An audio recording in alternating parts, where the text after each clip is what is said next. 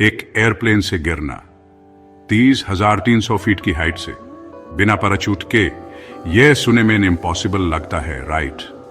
लेकिन 1972 में एक औरत ने यह इम्पॉसिबल काम करके दिखाया। यह कहानी है वेस्ना वुलोविच की, जिसने सबसे ऊंची फॉल को सरवाइव किया। 26 जनवरी 1972 जेट फ्लाइट 307 कोपेनहागन से बेलग्रेड जा रही थी। क्रू मेंबर्स में थी वेस्ना वुलोविच, एक यंग सर्बियन फ्लाइट अटेंडेंट। सब कुछ नॉर्मल था, तभी अचानक एक बॉम्ब जो लगेज कंपार्टमेंट में छुपा था वो ब्लास्ट हो गया और प्लेन दो टुकड़ों में बट गया। पैसेंजर्स और क्रू मेंबर्स हवा में उछल गए बिना किसी पैराचूट के।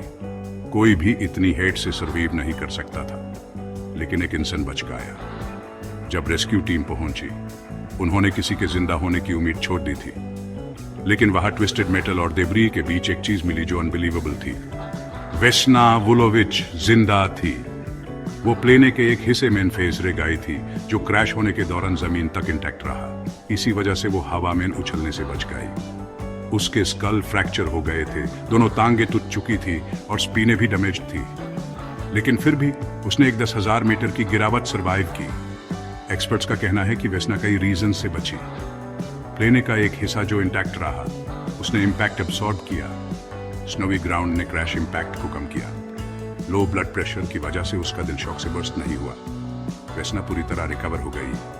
पहले वो टेम्परेरीली पैरालाइज्ड हो गई थी, लेकिन कुछ महीनों बाद चलने लगी।